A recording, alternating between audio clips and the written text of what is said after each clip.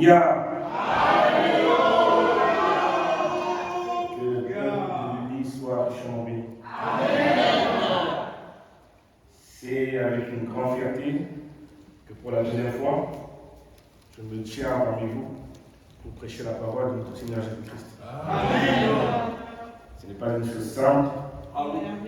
Parler au nom de notre Seigneur Jésus-Christ, lui qui est parfait, nous qui sommes imparfaits, avoir les mots justes, ce n'est pas une chose simple. Mais il ne nous a pas donné un esprit de timidité. Amen. Et j'ai foi en lui qu'aujourd'hui, à travers moi, il touchera quelqu'un. Amen. J'ai avant envie de commencer cette prédication, de remercier tous nos papas, toute mon maman. Et je voudrais vraiment qu'on acclame et même qu'on se lève pour notre Seigneur Jésus-Christ. J'aimerais que tout le monde se lève et qu'on acclame, qu'on crie 7 fois Alléluia pour lui. Alléluia! Alléluia! Alléluia! Alléluia! Alléluia! Alléluia!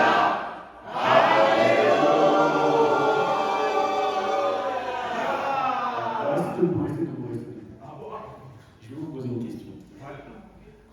Qui aujourd'hui a l'assurance qu'il a le salut? Qui lève la main? Je répète ma question. Qui aujourd'hui, si le Christ devait venir aujourd'hui, est assuré qu'il a déjà le salut? Qui lève la main? Il y a pas mal de monde, mais il y a quand même des mains qui ne sont pas encore levées. Mais je veux que vous soyez convaincus. Ne le faites pas par mimétisme. En tout cas, que Dieu vous bénisse. Amen. Parce que si vous levez tous la main, si vous avez réellement compris pourquoi notre Seigneur Jésus-Christ s'est sacrifié pour vous. Amen. Vous avez tous la conviction que vous avez la vie éternelle. Amen. Et vous êtes dans la vérité. Amen. Merci. Sans plus tarder, qu'un frère ou une sœur nous prenne une lecture de la première lecture. Un verset de la première lecture.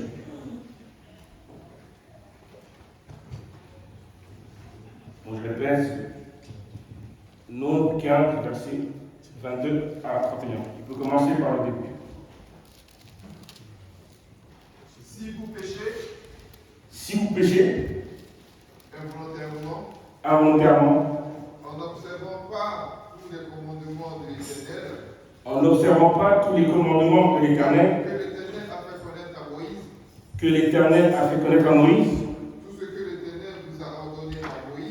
tout ce que l'Éternel vous a ordonné par Moïse, depuis le jour où l'Éternel a ordonné ses commandements, oui. Et plus tard dans les temps à venir. Alors, on va déjà un peu contextualiser le passage. Il faut savoir qu'à ce moment-là, le peuple d'Israël sortait d'Égypte.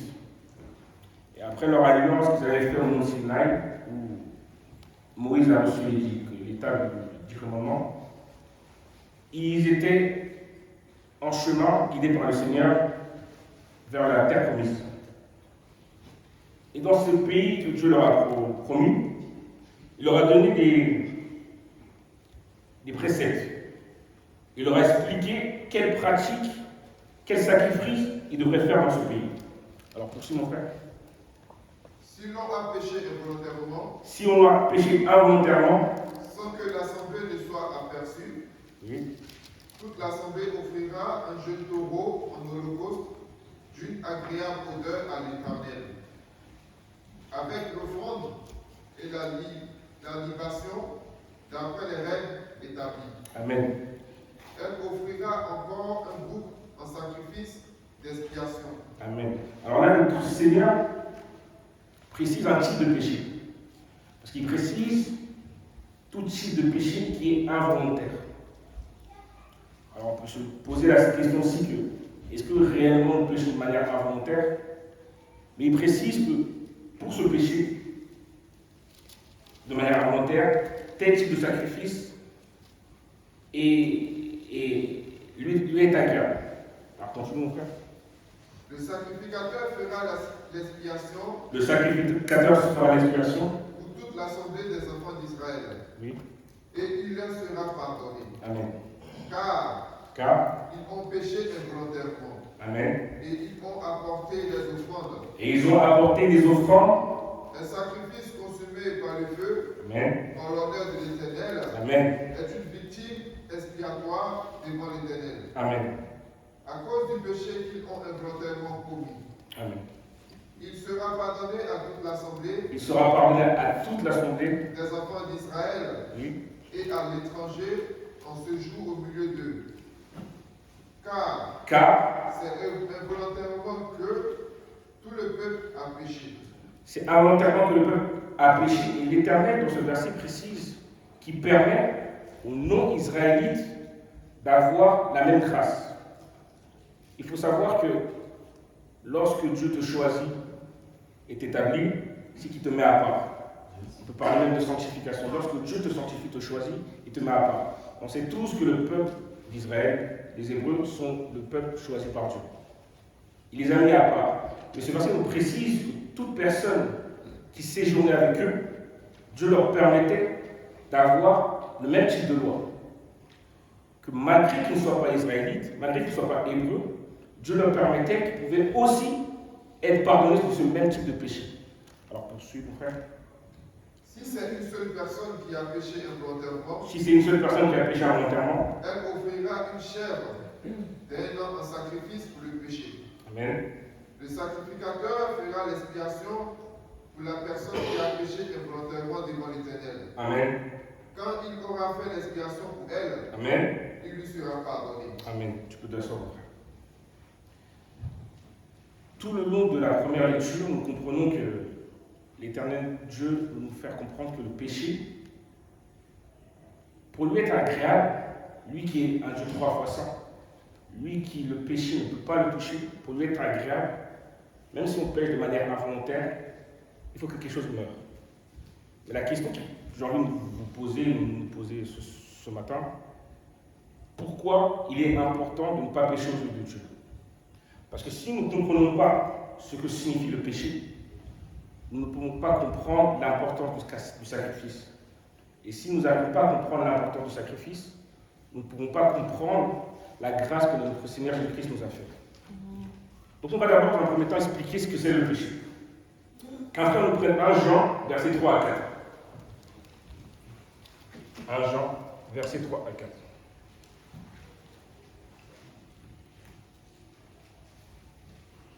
Que la grâce 1 Jean, versets 3 à 4.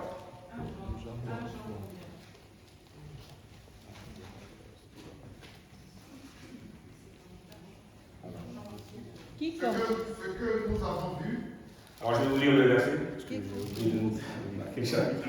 Je vais vous lire. les péchés Tous ceux qui pratiquent le péché, transgressent tous ceux qui pratiquent le péché, violent la loi. Puisque le péché, c'est la violation de la loi. Donc, la parole de Dieu nous dit que le péché, par définition, c'est la transgression de la loi. Ce même principe, nous l'avons dans la vie de tous les jours. Aujourd'hui, nous sommes tous citoyens. Si nous violons les lois, les ordonnements, les principes de la société, nous sommes dits hors la loi. Et aux yeux de Dieu, lorsque tu es pécheur, tu deviens hors la loi. Tu ne lui es plus agréable. Qu'un autre frère me prenne Romains 6, verset 23. Là, on va comprendre aussi qu'en étant hors la loi, en violant le péché, il y a une conséquence dans cela. Car le salaire du péché, c'est la mort. Car le salaire du péché, c'est la mort.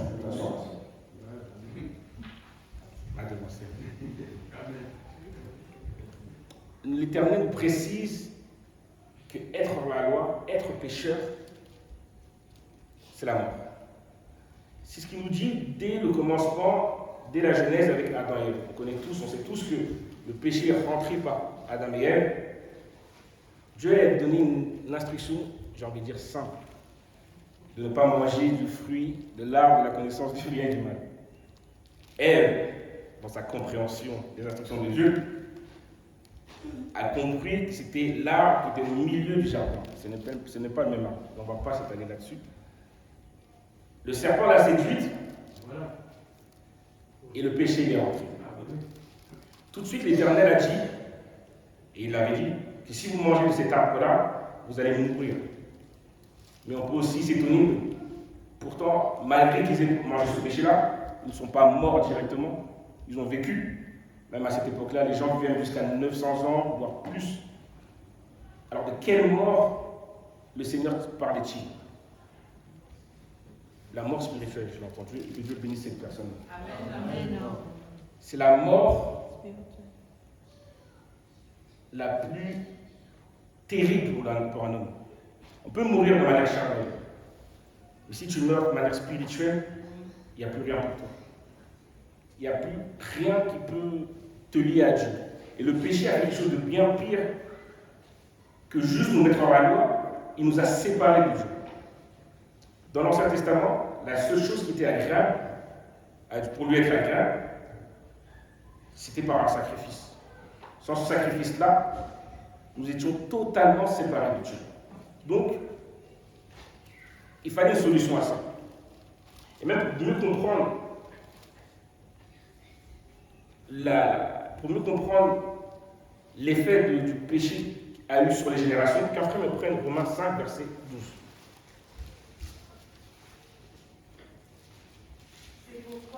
C'est pourquoi, comme par un seul homme, le péché est entré dans le monde, le péché est entré dans le monde, et par le péché la mort, et par le péché la mort, et qu'ainsi la mort s'est étendue sur tous les hommes, et ainsi la mort s'est étendue sur tous les hommes, parce que tous ont péché. parce que tous ont péché. À cause de la désobéissance d'Adam et d'Ève, le péché, nous avons tous hérité du péché. Malgré nous, nous avons tous hérité du péché. Et le péché, ce péché-là n'a pas juste eu la simple conséquence de nous séparer de Dieu, mais c'est la conséquence de tout ce qui est mauvais dans ce monde. Ça peut être les maladies, ça peut être les guerres, ça peut être ces choses qui nous animent de manière négative. Ça peut être toute chose qui ne va pas avec la volonté de Dieu, avec les œuvres de Dieu. Donc le péché a vraiment eu un effet sur nous dévastateur. Mais comme je le disais, le péché a quelque chose de bien pire. Il nous a séparés de Dieu. Et on peut le lire dans Ésaïe 59, versets 1 à 2.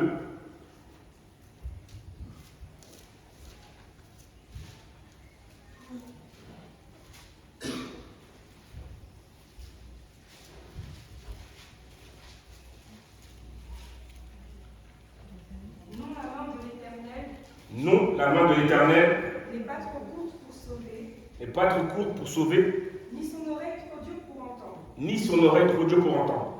Mais ce sont vos crimes qui mettent une séparation Ce sont nos péchés qui mettent une séparation entre vous et votre Dieu. entre nous et notre Dieu.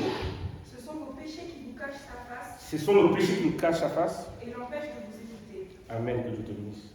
Amen. J'insiste là-dessus et je prends le temps d'expliquer ce qu'est le péché. Parce qu'on ne se rend pas compte aujourd'hui, nous qui sommes chrétiens, de la grâce que nous avons d'avoir renoué le lien avec Dieu. Des gens qui sont dehors, qui n'ont pas peut-être foi en Dieu, ne se rendent pas compte de cette séparation qu'il y a avec notre Seigneur. C'est quelque chose de terrible. Le péché nous a carrément séparés de notre Créateur. Nous n'avons plus eu accès, en tout cas dans l'Ancien Testament, à cette communication, cette communion avec lui. Mais il fallait trouver une solution. Comme le Seigneur l'a dit, le salaire du péché, c'est la mort. Notre Dieu, ce n'est pas un Dieu qui ment.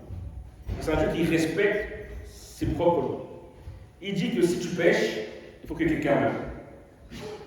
Il nous a donné une première leçon dans le jardin d'Éden, parce que lorsqu'Adam et Ève ont péché, ils se sont fait tout de suite des vêtements de feuilles de figue. Mais l'Éternel, lui, les a recouverts d'une peau de bête. On ne nous précise pas qu'un animal a été sacrifié à ce moment-là. Mais on sait, par déduction, et par l'enseignement de notre Seigneur, qu'il a fallu que lui-même sacrifie un animal, qu'un sang coule, et que lui-même recouvre ses enfants.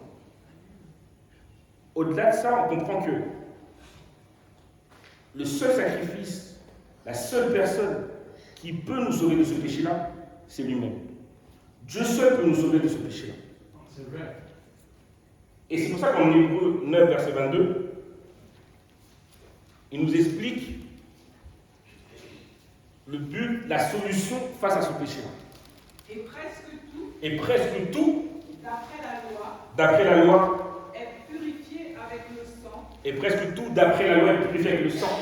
et sans effusion de sang, Et sans effusion de sang, il n'y a pas de pardon. sans effusion de sang, sans qu'un être meure, il n'y a pas de pardon. Parce que Dieu ne ment pas à sa parole.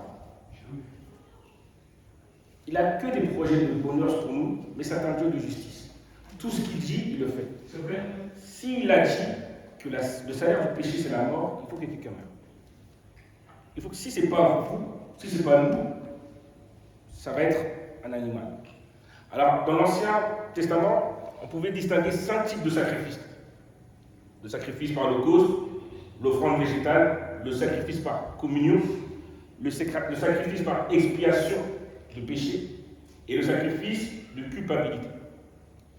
Ces sacrifices pouvaient être volontaires dans le but d'exprimer un acte d'adoration auprès de notre Seigneur ou obligatoires lorsqu'il était question d'expier un péché. Pour un individu ou pour un peuple. Mais la nouvelle alliance avec le Christ a changé la vie. Parce qu'il nous a montré autre chose. Et ce que le peuple d'Israël, à l'époque et jusqu'à aujourd'hui, n'ont pas compris, c'est qu'il y a un terme biblique qui est très important, c'est l'ombre des choses à venir. Dieu préparait son peuple à ce que lui-même vienne en sacrifice. Parce qu'il n'y a aucun sacrifice qui peut réellement nous sauver ou ôter le péché. Tous ces sacrifices que faisait le peuple d'Israël à l'époque ne faisaient que camoufler le péché, mais ils ne l'ôtaient pas. Et le péché perdurait quoi qu'il arrive de génération en génération. Donc, même pour comprendre ce principe de l'ombre des choses à venir, un frère nous prête Hébreux 10, verset 1, et un autre Colossiens 2, verset 16 à 17. En effet, La la loi qui possède une ombre des biens à venir la loi qui possède une ombre des biens à venir et non l'exacte représentation des choses n'est pas une parfaite représentation des choses, ne peut jamais, par les mêmes sacrifices qu'on offre perpétuellement chaque année, ne peut jamais, par les mêmes sacrifices qu'on fait tous les jours, ces sacrifices que faisait le peuple d'Israël, à tuer des animaux, à faire ces offrandes-là végétales, à sacrifier des boucs, ne peuvent jamais, jamais, jamais être parfaits, amener les assistants à la perfection. à nous amener à être agréables devant notre Dieu, à nous amener à ce que le péché soit totalement enlevé en nous de manière parfaite. Tu peux t'asseoir. Donc, tous ces sacrifices ne pouvaient jamais ôter le péché de l'homme, car ils étaient imparfaits. Et comme je l'ai expliqué, c'était l'ombre des choses à venir. Toutes ces choses-là étaient une préfiguration du sacrifice parfait qui était le sacrifice de notre Seigneur Jésus-Christ.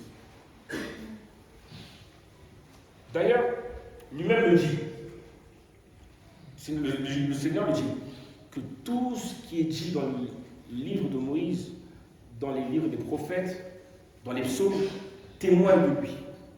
Pourtant, quand on lit l'Ancien Testament, on n'a nullement le nom Jésus-Christ qui est évoqué. Mais lui affirme que tout ce qui est dit dans ces livres-là témoigne de lui. Qu'un frère me prenne 1 Pierre 1, verset 18 à 20. 1 Pierre 1, verset 18 à 20.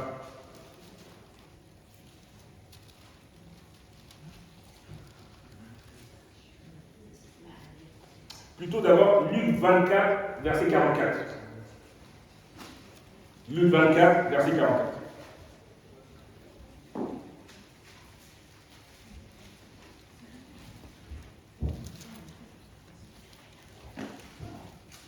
Et un autre me prépare.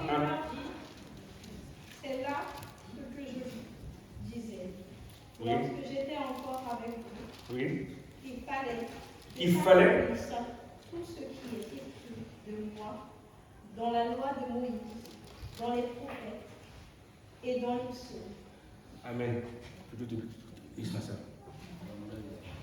Là, l'Éternel précise que tout ce qui est écrit, comme je l'ai dit, dans les livres de Moïse, dans les psaumes, dans les lois, les livres des prophètes, témoignent de lui. Et pourtant, comme je l'ai dit, il n'y a nullement écrit quelque part que Jésus-Christ a fait ci, que Jésus-Christ va venir.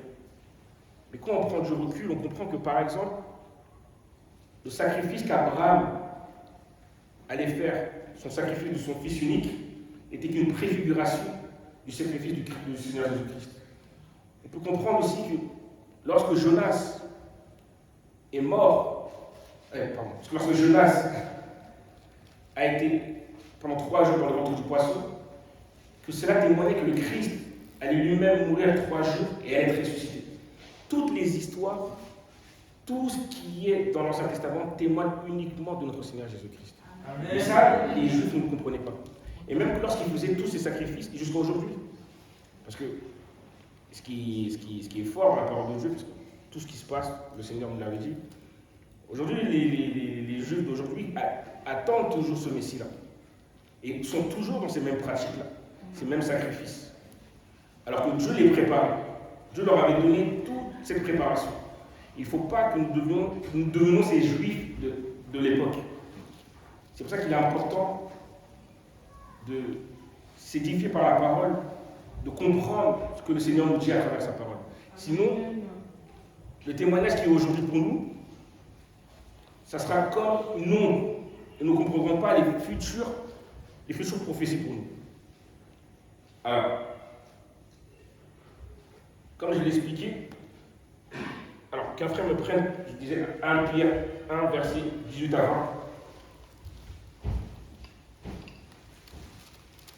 Sachant que ce n'est pas par des choses périssables. Sachant que ce n'est pas par un animal, ce n'est pas par de l'or, ce n'est pas par des sacrifices ou de végétales. Par de l'argent. Par de l'argent. L'or, Oui.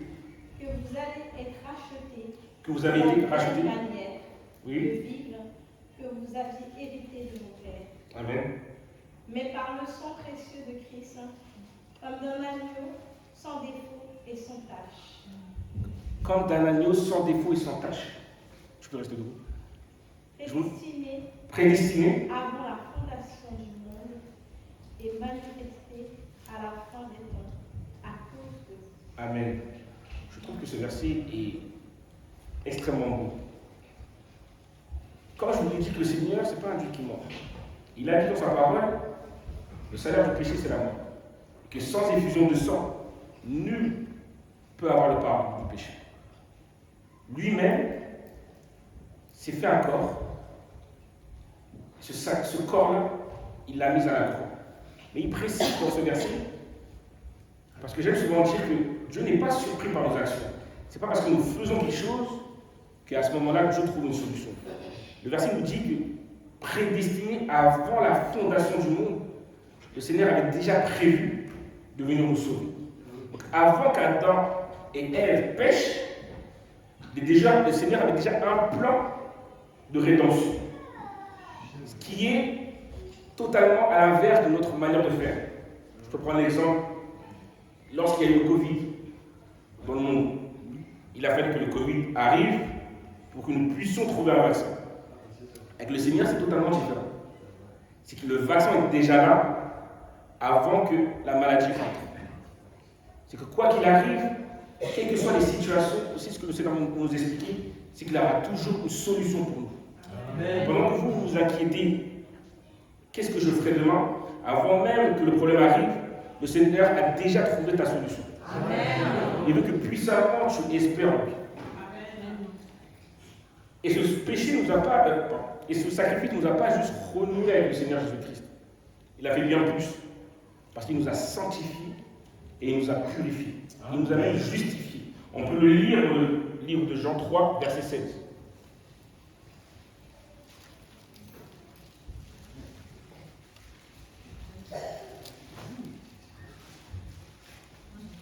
Et 1 Corinthiens 1, verset 30. pas. Jean 3, verset 16. Jean 3, verset 16. Car Dieu a tant aimé le monde, Car Dieu a tant aimé le monde, il a donné son Fils unique, qu'il a donné son Fils unique, afin que quiconque croit en lui ne périsse point, mais qu'il ait la vie éternelle. afin que quiconque croit en lui ne périsse pas et ait la vie éternelle. Et qu'un frère me dise aussi 1 Corinthiens 1, verset 30.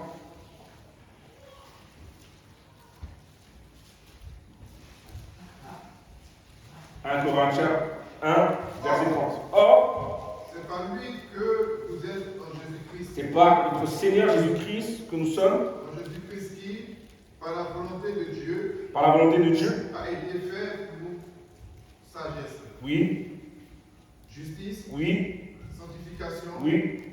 et rédemption. Amen, que Dieu te bénisse.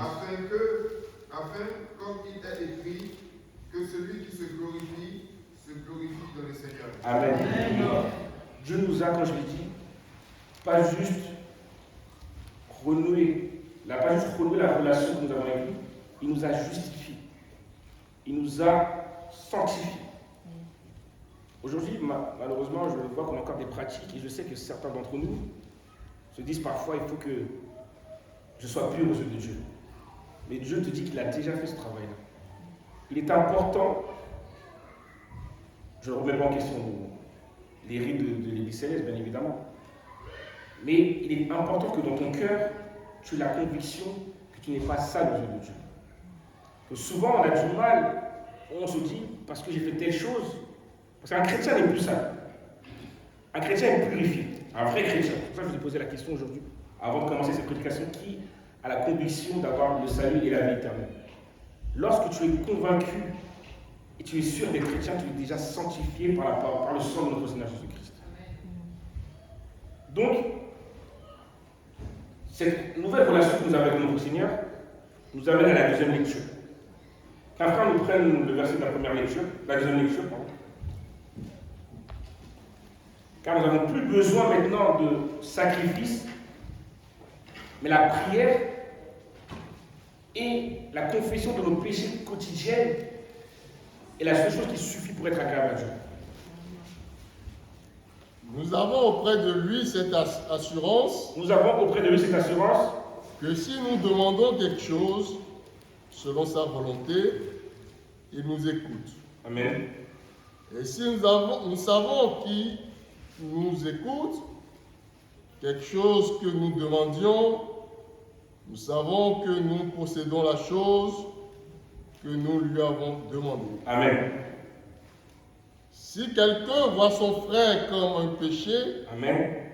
qui ne mène point à la mort, qu'il prie, Amen. et Dieu donnera la vie à ce frère. Amen. Il la donnera à ceux qui commettent un péché qui ne mène point à la mort. Amen. Il y a un péché qui mène à la mort. Ce n'est pas pour ce péché-là que je dis de prier. Amen. Que Dieu te bénisse, papa. Amen. Alors Dieu nous explique dans la deuxième lecture que si nous faisons la volonté de notre Seigneur, nous avons l'assurance que quelle que soit la chose que nous allons lui demander, nous allons l'avoir. Mais aujourd'hui, qui peut dire qu'aujourd'hui, il prie et il est sûr d'obtenir ce dont il a prié? Amen, que Dieu te bénisse, papa. Amen. Il y a de moins en moins de mains qui se lèvent. Parce que le doute commence à rentrer en nous et on commence réellement à avoir la relation véritable que nous avons avec notre Seigneur, qui n'est pas la relation qu'il veut nous.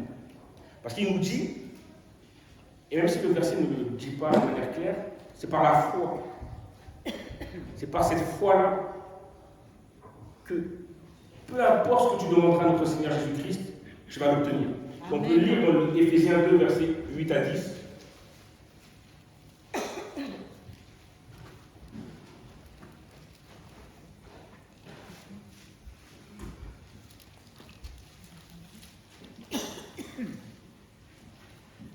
Éphésiens 2, versets 8 à 10.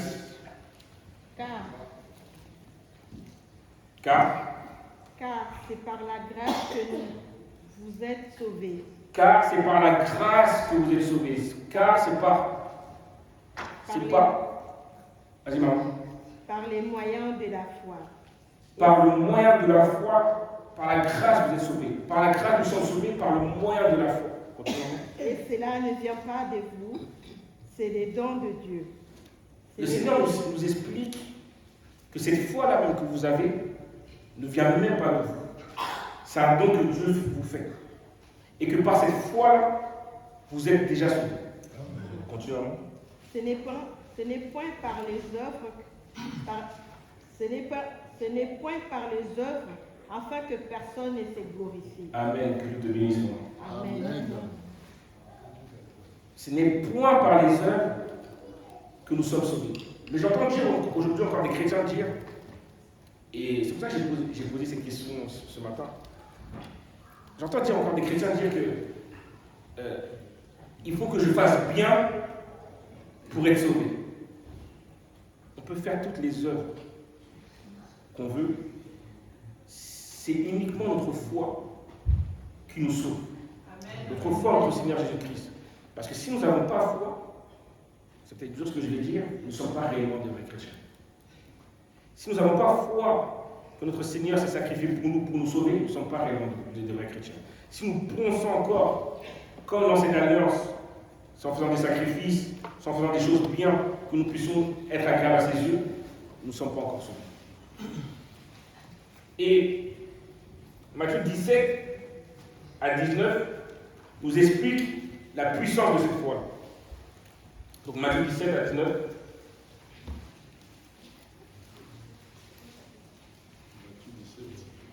Matthieu 17, verset 19 à 20. Alors les disciples s'approchèrent de Jésus et lui dirent en particulier,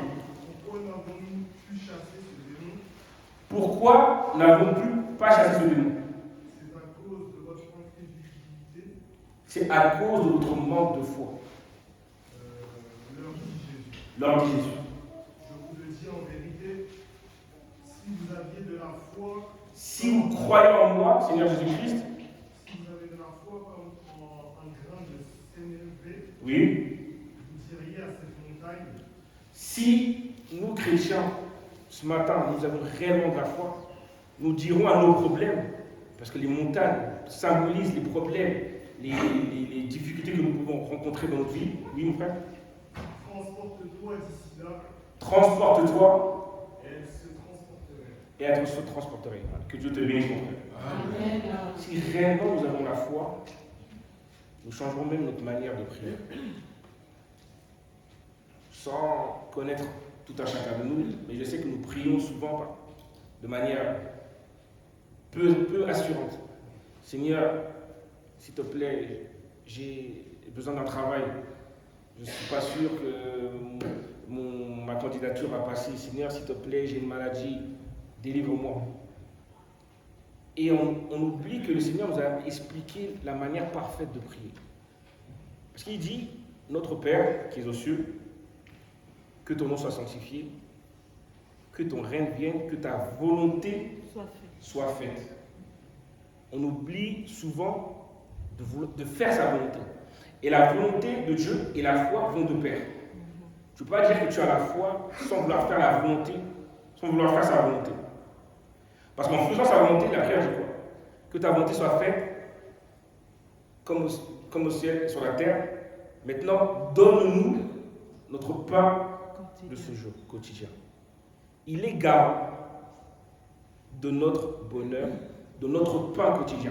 Ce que nous demandons avec manque d'assurance, il le dit, qu'il est garant de ça. Uniquement si nous faisons sa volonté. Amen. Uniquement si nous faisons preuve de foi. Mais malheureusement, c'est des comportements que moi, sûrement le premier, mais je prie Dieu qui raffermisse ma foi. Amen. Et il y a une histoire qui me touche particulièrement dans la parole de Dieu. C'est en Matthieu 8, verset 8, on ne va pas le lire. C'est l'histoire du centenier qui voit le Seigneur Jésus-Christ et qui lui dit, Seigneur, dis seulement un mot et mon soldat sera guéri. La Bible nous dit même que le Seigneur Jésus-Christ a été étonné par la manière que ce centenier qui est un païen, croyait en son pouvoir. Le Seigneur lui a dit qu'il en soit fait selon ta foi. Amen. Si nous prions avec fermeté, avec foi, c'est-à-dire que sans même douter, parce que ce que vous nous expliquez en fait, ce verset-là, c'est que ce centenier n'est pas venu auprès de notre Seigneur comme si il avait un doute s'il pouvait ou pas guérir son soldat. Il avait l'assurance que uniquement lui pouvait le faire. Et par ses paroles, le Seigneur Jésus-Christ l'a guéri. Amen. Par ses paroles, par cette foi, le Seigneur Jésus-Christ guérit nos vies. Et par contre, dans la deuxième lecture, il y a un verset qui me trouble un petit peu. Je voulais vous en parler. Qu'est-ce que vous en pensez? Parce que l'apôtre Paul nous dit qu'il prie pour tous les péchés, qu'il n'y a pas de péché qui n'est pas pardonnable. Mais par contre, il précise qu'il y a un péché qui mène à la mort. Et j'ai envie de vous poser la question ce soir, même si je vais y répondre, vous la poser à moi-même. Quel est ce péché qui mène à la mort? Parce que pourtant le Seigneur Jésus-Christ a tout accompli sur la croix. Mais quel est ce péché qui mène à la mort? La parole de Dieu nous éclaire un petit peu là-dessus. Dans le livre de Marc 3, versets 28 à 29, on nous parle du blasphème contre le Saint-Esprit, qui est un péché qui ne sera ni pardonné dans ce siècle-là et dans les siècles à venir, qui est un péché éternel. Mais il est important pour nous chrétiens de comprendre qu'est-ce que le blasphème du Saint-Esprit. Donc je vous pose la question, selon vous, qu'est-ce que le blasphème du Saint-Esprit? Qu'est-ce que cela signifie? Est-ce que ça signifie, dans un manque de foi, dans un doute, j'ai remis en question le Seigneur, ou parce que j'étais accablé de mes problèmes, j'ai pu dire une fois dans mes pensées, oh Seigneur, qu'est-ce que tu fais dans ma vie? J'ai pu avoir mal parlé de notre Seigneur. Est-ce que c'est ça le blasphème du Saint-Esprit? Non? Oui? Non? Ok. Quelqu'un a peut-être une idée là-dessus? Je vais y répondre. C'est douter de l'Éternel. Ça va plus loin que ça. Et la parole de Dieu nous enseigne là-dessus. Dans le livre de Jean 16, versets 8 à 9, qu'on peut lire. Et quand il sera venu,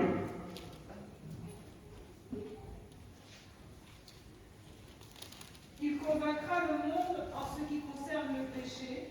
Il convaincra le monde en ce qui concerne le péché. Parce qu'il faut comprendre qu'il y a les péchés et le péché. Il y a un péché qui est impardonnable. Oui, maman, continue. La justice Et le le jugement. En ce qui concerne le péché, En ce qui concerne le péché, parce qu'il ne croit pas en moi. parce qu'il ne croit pas en moi. Blasphémer contre le Saint-Esprit, c'est renier le Christ. C'est renier que notre Seigneur Jésus-Christ s'est sacrifié pour toi. Marc 3, verset 28.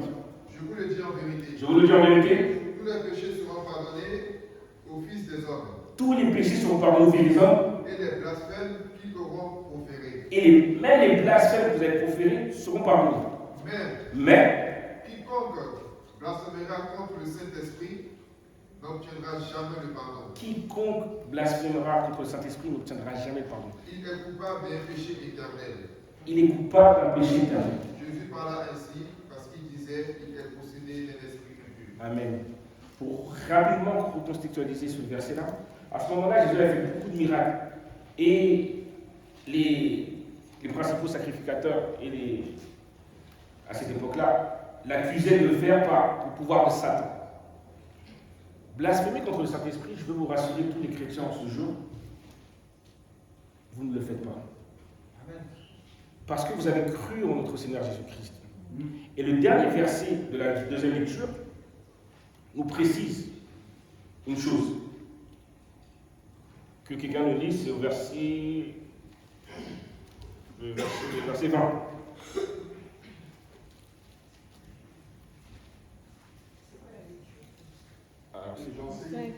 Alors, ça.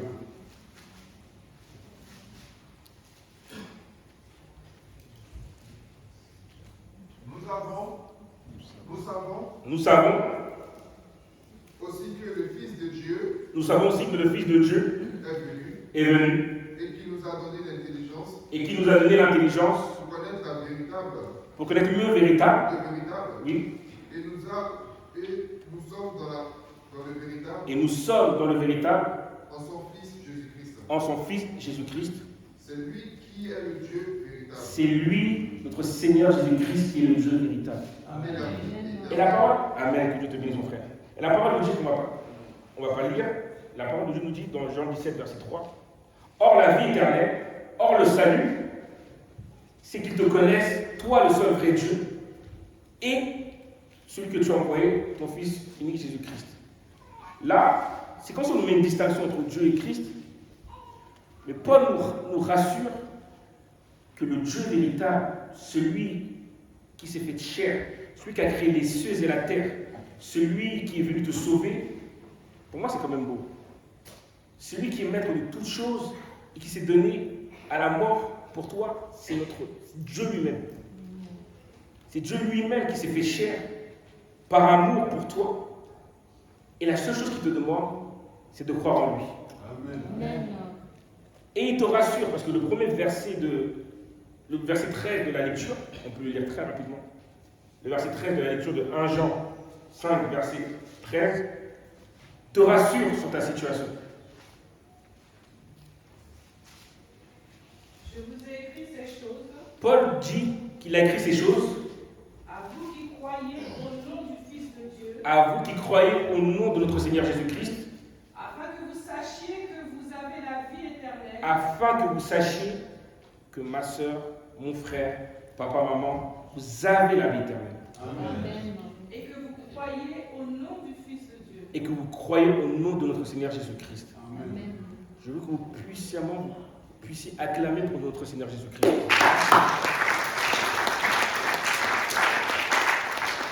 Car pour finir, comme je viens de le dire, c'est lui la star. Il a créé le monde pour lui, par lui et pour son plaisir. Et dans son but, dans son plan parfait, il l'a créé pour que nous puissions être en communion perpétuelle avec lui. Nous ne louons pas un Dieu, comme on peut le voir dans d'autres religions, pour accéder à lui, c'est au prix d'un effort. Il faut faire certaines choses. Non. Pour accéder à notre Seigneur, c'est lui qui vient vers nous. Et il veut te dire ce soir, ma soeur, mon frère, que si tu as la foi en lui, et que si tu reconnais qu'il est le seul, unique et vrai Dieu, que tu as déjà ton salut. Amen. Que par la foi, peu importe le problème que tu as ce soir, peu importe le problème avec lequel si tu es venu ce matin, Dieu te dit qu'il a déjà résolu ce problème. Amen. Prie en ayant la conviction que tout est accompli. Amen. Parce qu'il a déjà tout accompli sur la croix. Soyez tous bénis. Amen. Amen. Amen.